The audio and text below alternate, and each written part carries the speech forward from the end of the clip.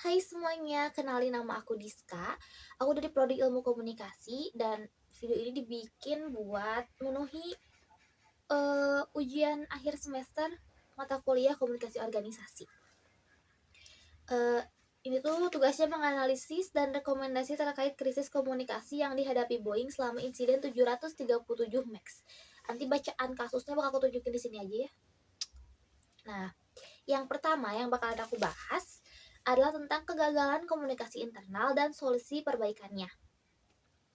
Kegagalan komunikasi internal di Boeing berkontribusi signifikan pada krisis ini karena yang pertama, budaya yang berorientasi pada profit.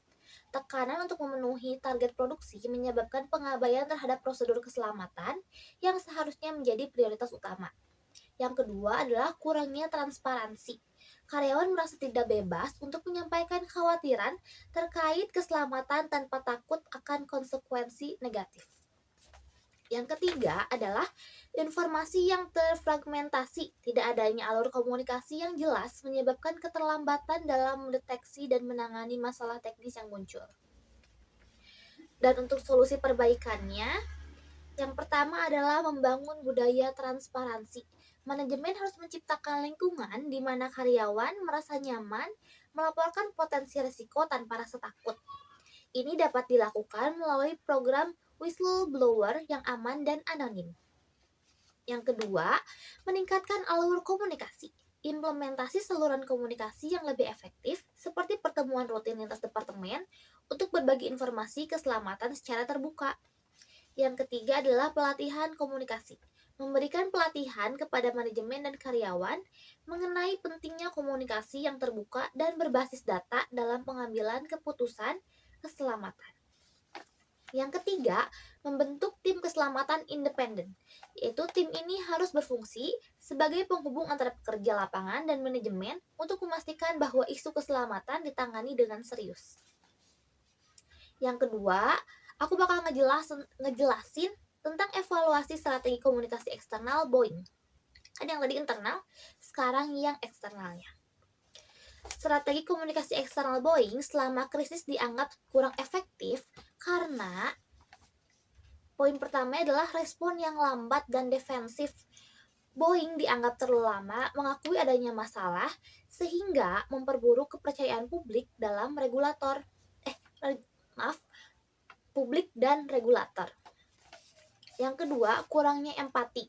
Pernyataan resmi perusahaan dianggap tidak menunjukkan empati yang cukup terhadap korban dan keluarga mereka. Terus yang ketiga adalah minimnya transparansi. Upaya Boeing dalam menutupi atau meremehkan masalah teknis hanya memperburuk citra mereka di mata publik.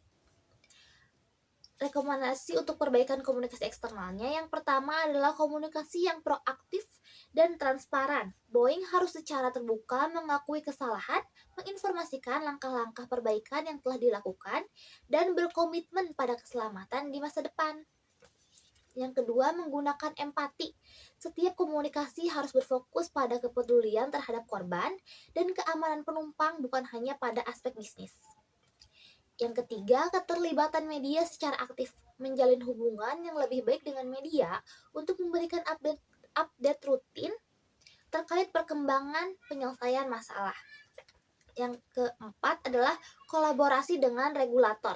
Bekerja sama secara terbuka dengan otoritas penerbangan global untuk memastikan kepatuhan dan membangun kembali kepercayaan.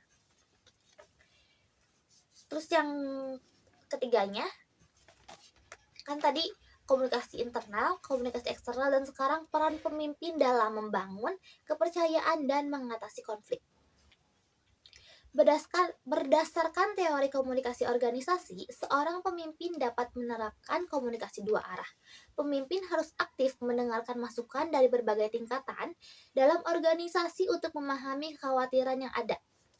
Menjadi komunikator yang autentik dan kredibel, transparansi dan kejujuran dalam setiap komunikasi dapat membangun kepercayaan. Menyampaikan visi yang jelas. Pemimpin harus terus mengkomunikasikan visi keselamatan dan kualitas sebagai prioritas utama perusahaan. Pemimpin juga harus bisa mengelola krisis secara proaktif Dengan strategi komunikasi yang berorientasi pada solusi, pemimpin dapat mengatasi konflik internal dan eksternal secara efektif. Terus yang pembahasan yang keempat adalah mengenai strategi komunikasi organisasi untuk memulihkan kepercayaan publik. Dengan penerapan strategi yang terbuka, transparan, dan berorientasi pada keselamatan, Boeing dapat secara perlahan membangun kembali kepercayaan publik serta memastikan masa depan yang lebih berkelanjutan bagi perusahaannya.